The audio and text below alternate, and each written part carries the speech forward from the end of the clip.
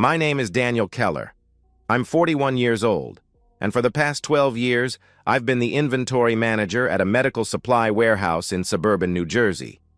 It's not glamorous work, tracking shipments, managing databases, making sure hospitals get their equipment on time, but it pays well enough. Good benefits, steady overtime, the kind of job that lets you buy a house and take vacations without checking your bank balance first. I met Melissa at a barbecue 14 years ago. She was the kind of woman who commanded attention without trying. Loud laugh, wild gestures when she told stories, eyes that sparkled when she drank her third beer. I was the quiet one nursing a single bottle in the corner, content to observe. Somehow she found me interesting. "You're mysterious," she'd said, sliding onto the bench beside me. "I like that." We built a life together. No kids. We'd tried for 3 years before accepting it wasn't meant to be. I worked at the warehouse, managing inventory for a medical supply company. Good benefits, steady pay, enough overtime to afford our 3-bedroom colonial in the suburbs. Melissa worked part-time at a boutique downtown, selling overpriced handbags to women who had too much money. We took a vacation every summer, nothing fancy, usually a week at the shore. We had anniversary dinners at the same Italian place every year, predictable, comfortable, safe, or so I thought. That Friday in March, I came home 2 hours early. My supervisor, Greg, had noticed me favoring my back after lifting a heavy pallet wrong. "Go home, ice it, see you Monday," he'd instructed. I didn't argue. The drive home was peaceful. Light traffic, NPR discussing some political scandal I'd already forgotten.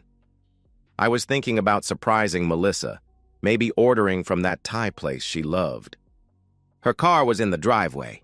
I walked through the front door, calling out, "Mel, you home?"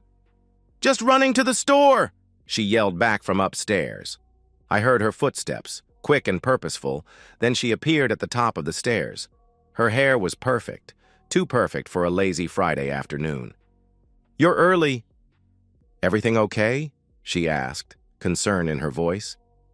"Tweaked my back. Greg sent me home," I explained.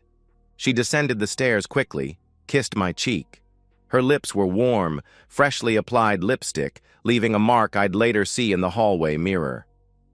"I'll grab some ibuprofen while I'm out."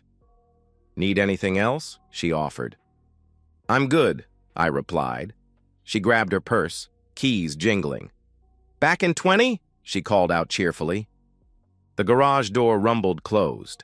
I stood in the hallway, something nagging at me. The house smelled different. Not bad, just different. Cleaner, maybe. Like she'd been using that expensive fabric spray she saved for when her mother visited. I walked upstairs heading for our bedroom to change. Had to pass the guest room to get there. The door was ajar, unusual since Melissa kept it closed to keep the dust out. I pushed it open. The bed was made. Military corners, hospital tight, decorative pillows arranged just so. Fresh sheets. I could smell the detergent. The cream-colored ones with the tiny flowers, her favorite set. My stomach dropped. We hadn't had guests in 4 months. Not since Melissa's college roommate visited for Thanksgiving. I'd changed those sheets myself afterward. Replaced them with the plain blue set. Those sheets should still be on this bed. I walked closer, ran my hand along the comforter. Smooth, cool, recently ironed. The trash can beside the nightstand was empty, but a new bag had been placed inside. The surface of the nightstand gleamed. No dust. The alarm clock that usually sat there had been moved to the dresser. I heard the washing machine running downstairs. In the basement, I found the blue sheets stuffed inside, already mid-cycle. The dryer held 2 bath towels I didn't recognize. Dark gray, plush, definitely not from our linen closet. 20 minutes. She'd said 20 minutes. I went back upstairs, sat on our bed, and waited. Melissa returned with 3 grocery bags, chattering about traffic at the store, how they were out of my favorite coffee creamer, how she'd grabbed Chinese takeout instead of cooking. "You need to rest that back," she insisted, not meeting my eyes. No arguments. During dinner, she was animated. Too animated. Laughing at things that weren't funny, touching my hand repeatedly, suggesting we watch a movie in bed. "Like when we were dating," she said with a smile too bright. I watched her carefully. The way she kept touching her neck. A nervous habit. How she'd reapplied perfume before dinner. The slight smudge of mascara under her left eye, like she'd rubbed it and tried to fix it quickly. "Everything okay?" I asked casually. "Perfect." "Why?" she responded quickly. "You seem energized," I observed. She laughed high and false. "Just happy you're home early." "We never get Friday afternoons together," she explained.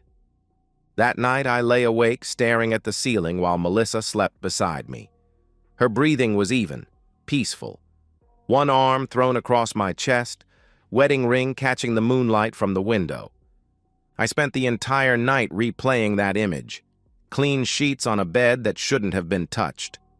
By morning, I knew I couldn't live with the questions eating me alive. Saturday morning, I called Brandon from my truck, parked outside Home Depot. Melissa thought I was buying mulch for the flower beds.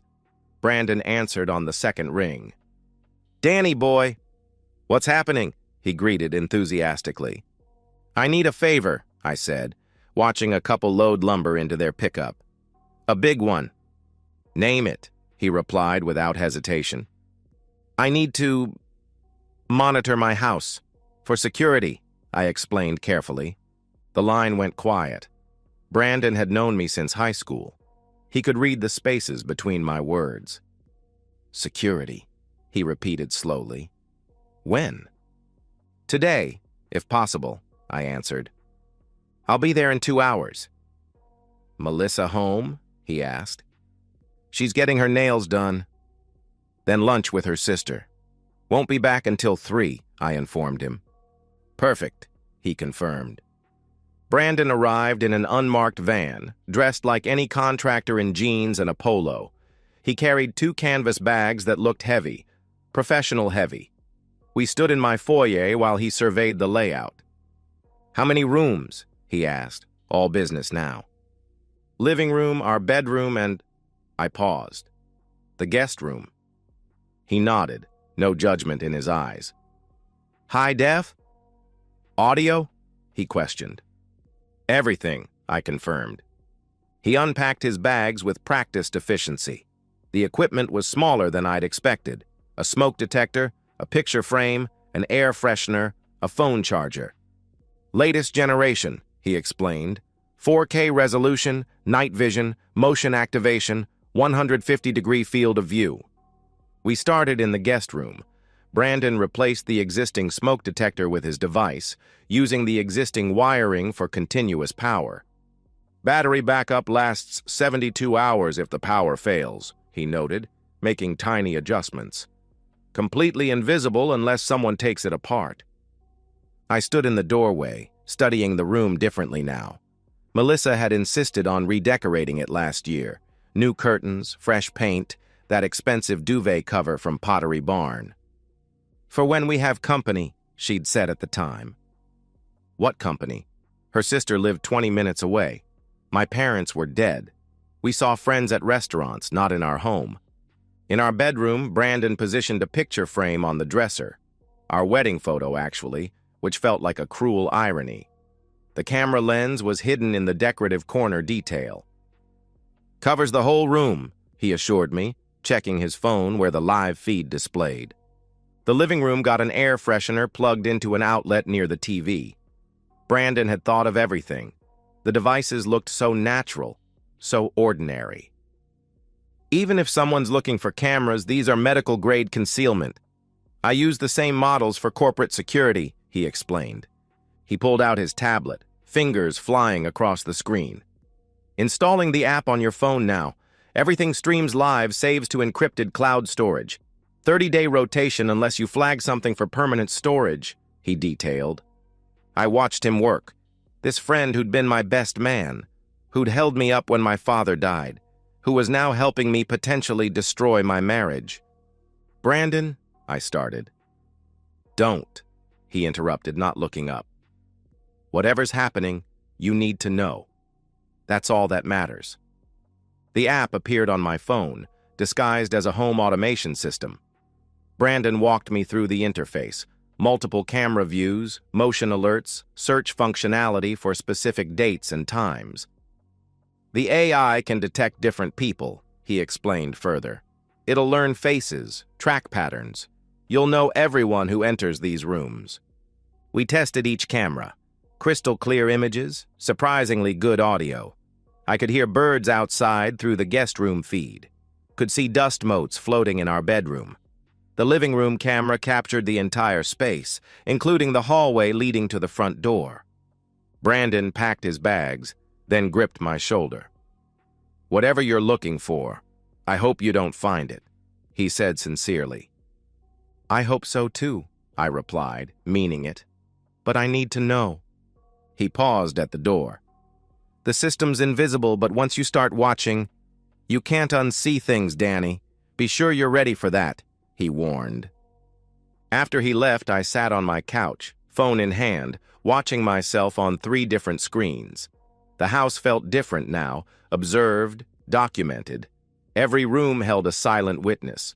I practiced switching between cameras, adjusting settings, testing the motion detection. A notification popped up when I walked from room to room. The timestamp was precise to the second. The quality was better than I'd expected. I could read the spines of books on our shelf, see individual dust particles when sunlight hit the guest room. Melissa texted, "Leaving salon now. Going to grab lunch with Beth. Love you." I responded normally. "Have fun. I'll be here working on the yard." But I didn't go outside. I sat there watching empty rooms on my phone, learning the rhythm of my house when no one was supposed to be home. The refrigerator humming, the grandfather clock in the hallway ticking, the occasional car passing outside. The cameras were invisible, but I felt them watching everything. Now all I had to do was wait and pretend my marriage wasn't balanced on the edge of a knife. Monday morning came like any other. Coffee at 5:30, shower at 5:45, kiss Melissa goodbye at 6:15. She was still in bed, hair spread across the pillow, mumbling about meeting a friend for lunch. Normal. Routine. Except for the phone in my pocket that could show me everything happening in my house. At the warehouse, I tried to focus on work. Inventory reports, shipping manifests, the usual Monday morning chaos. But I checked the app every hour. Empty rooms, silent house. Melissa left at 9:47, wearing her blue sundress, the one that showed her legs. At 11:23, my phone buzzed. Motion detected. Living room. My hands shook as I opened the app. Melissa was back, earlier than expected. But she wasn't alone. A man walked through my living room like he belonged there. Mid-20s, athletic build, dark hair styled with too much product. He wore jeans and a fitted t-shirt that showed he spent time at the gym. Everything I wasn't. Young, confident, built like someone who'd never spent 12-hour shifts moving medical supplies. Melissa appeared in frame, and my world shattered. She kissed him. Not a greeting kiss. Not a friendly kiss. The kind of kiss she used to give me when we were young and hungry for each other. Her hands in his hair, his arms around her waist, bodies pressed together like they were trying to merge into one person. They laughed about something. I had the audio on but couldn't process words, just sounds. She took his hand, led him toward the stairs. The living room camera lost them, but I knew where they were going. I switched to the guest room feed. They entered together, Melissa already pulling her sundress over her head. The boy, that's what he was, a boy, had his shirt off before the door closed. They fell onto the bed, onto those fresh sheets I'd discovered 3 days ago, and I watched my wife become someone I didn't recognize. She was alive in a way I hadn't seen in years, passionate, aggressive, making sounds I thought she'd forgotten how to make. The boy knew exactly what to do, where to touch, how to move. This wasn't their first time. They had a rhythm, a familiarity that spoke of practice. "Family emergency," I told Greg, already heading for my truck. I have to go." The drive home took 23 minutes. I watched at red lights, unable to look away. They'd moved from the bed to the dresser, then back to the bed. Melissa's face was flushed, ecstatic, younger looking than she'd seemed in months. I thought about calling, warning them, giving them a chance to scatter like roaches when the lights come on. Instead, I drove in silence, letting rage build with each mile.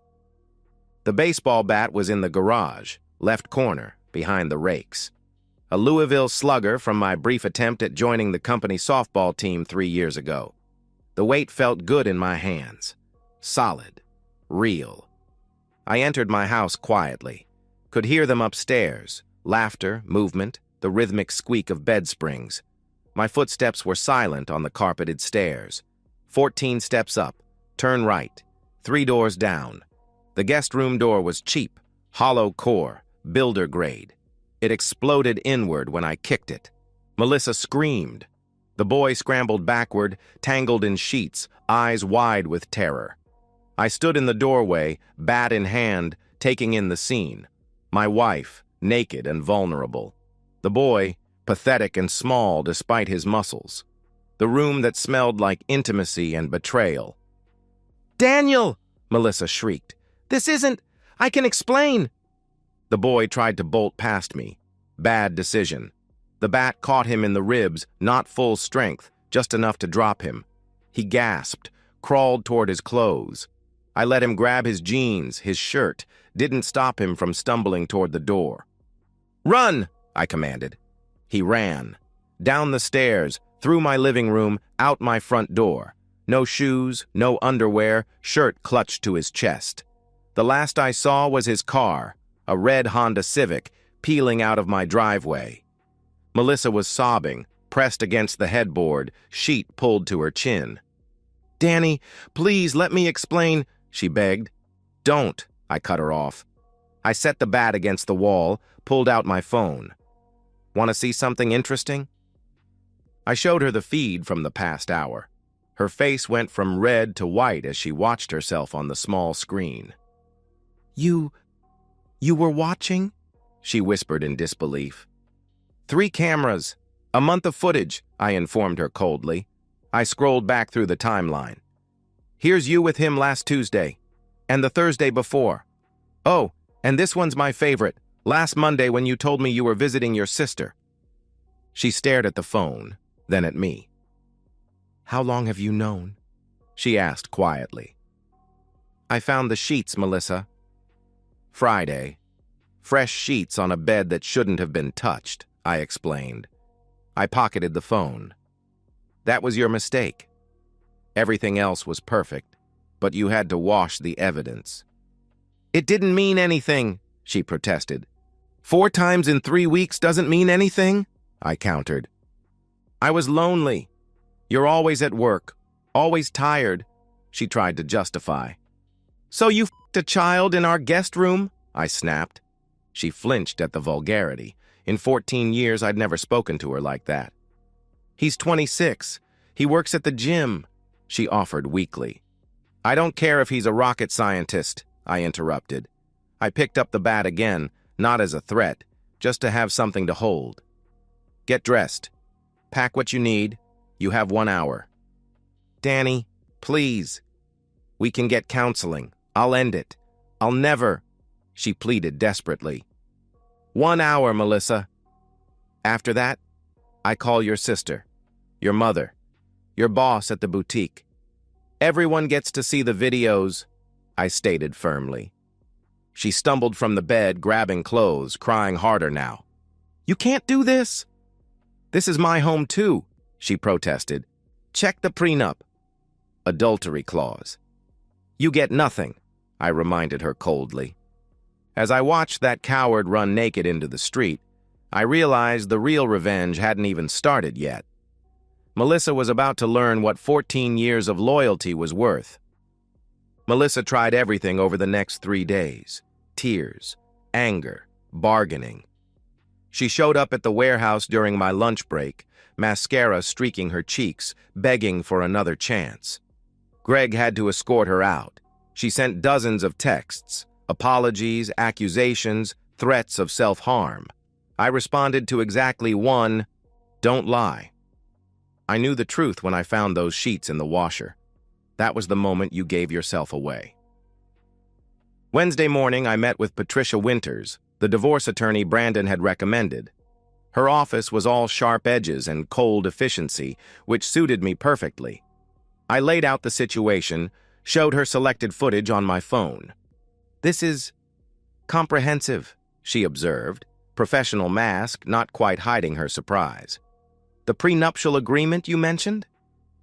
I handed her the document we'd signed 14 years ago, right after our wedding, when Melissa insisted she'd never be one of those women who took a man for everything.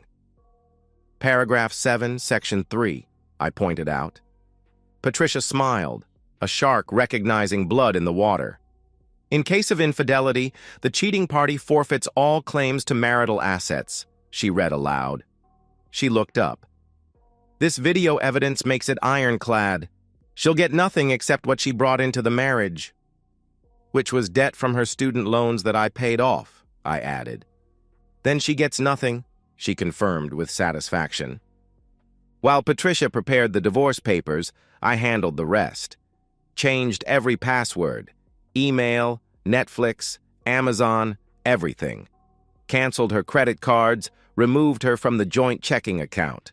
She'd have access to her own checking account, the one with $847 in it. The gym where the boy worked was easy to find. Melissa had mentioned it. Iron Fit, 6 blocks from her boutique. His name was Tyler Brennan. Instagram influencer wannabe with 3,000 followers and a feed full of shirtless selfies. Engaged to a pretty blonde named Ashley who worked as a dental hygienist. I created an anonymous email account, attached the clearest video clips, and sent them to Ashley with the subject line, "You deserve to know." Then I sent the same package to IronFit's corporate HR department, noting that Tyler had been using his position as a trainer to sleep with married clients. Thursday, Melissa discovered she couldn't access our savings account. The boutique called. Someone had sent them an anonymous tip about an employee's moral character, complete with screenshots. Her boss, a conservative woman who prided herself on running a family-friendly establishment, fired her on the spot. Her sister Beth called me that evening. "What the hell did you do?" she demanded angrily. "I told the truth," I responded calmly. "You destroyed her," she accused. "No, Beth." She destroyed herself. "I just made sure everyone knew about it," I corrected. By Friday, the story had spread through our social circle like wildfire. Melissa's college friends, her book club, the women she had wine nights with, they all received a tastefully edited email explaining why I was seeking divorce, with just enough detail to paint the picture. The response was swift and brutal. She was uninvited from a wedding, dropped from the book club, ghosted by friends who didn't want to be associated with a cheater. Tyler lost his job and his fiancée on the same day. Ashley posted a rage-filled story on Instagram, tagging him and ensuring his humiliation was public. He tried calling Melissa, but she didn't answer. She had bigger problems. Saturday morning, Melissa stood in our bedroom with 2 suitcases, supervised by Patricia, who was there to ensure she only took what was legally hers. Clothes, jewelry she'd bought herself, personal items. The engagement ring I'd saved 6 months to buy. Marital asset. The car I'd paid off last year. Marital asset. The furniture, the electronics, everything that made our house a home. All mine. "Where am I supposed to go?" she asked plaintively, not for the first time. "That's not my problem anymore," I replied without sympathy. She looked at me then, really looked at me, maybe for the first time in years. "You're enjoying this," she accused. "I'm enjoying the justice of it," I clarified. "I made a mistake," she started. 4 times, at least. "That's not a mistake, Melissa. That's a choice. Multiple choices," I interrupted. "She found a studio apartment in a sketchy part of town. the only place that would approve her with no job and minimal savings. I knew because she'd had to list me as a reference, and the landlord called to verify she'd lived at my address. 2 weeks later, I heard through Brandon that she'd gotten a job at a discount clothing store, the kind where everything smells like plastic and sadness. The divorce was finalized in record time, uncontested, given the evidence. Melissa showed up to court in a borrowed dress, alone except for a public defender who seemed annoyed to be there. She signed the papers without reading them, shoulders slumped in defeat. I kept the house, the savings, the investments, the good car. She kept her clothes and her shame. The judge barely looked up as he stamped the decree. She tried reaching out through mutual friends afterward. "Tell Danny I'm sorry. Ask Danny if we can talk. Let Danny know I'm getting therapy." I never responded. She was a stranger now, someone who used to live in my house and sleep in my bed. She walked out of our house with 2 suitcases and a broken spirit. I had won completely, so why did victory feel so hollow? 1 year later, I stand in what used to be our guest room, now my home office. The bed is gone, replaced with a desk where I manage the online business I started 6 months ago. Turns out, years of inventory management translate well to e-commerce. I'm making more money than I ever did at the warehouse, and I set my own hours. The cameras are still there, the smoke detector, the picture frame in my bedroom, the air freshener in the living room. Not because I'm paranoid, but because they've become part of the house's architecture, silent witnesses to a life rebuilt. Melissa works at dollar discount, according to Beth, who still calls occasionally to guilt me. 30 hours a week, no benefits, living paycheck to paycheck in that studio apartment. She's dating someone new, a coworker who drives a beat-up Corolla and has 2 kids from a previous marriage. A far cry from Tyler the gym rat. I've started dating again, nothing serious yet. Coffee dates, dinner occasionally. A woman named Sarah from my business networking group seems interested. She's divorced too, caught her husband with his secretary. Such a cliché. We laugh about it sometimes, 2 survivors comparing war stories. The house feels different now, lighter. I replaced all the furniture Melissa had chosen, painted the walls colors I actually like. The living room is darker, more masculine. The kitchen has proper equipment now, not just decorative items. It's my space entirely.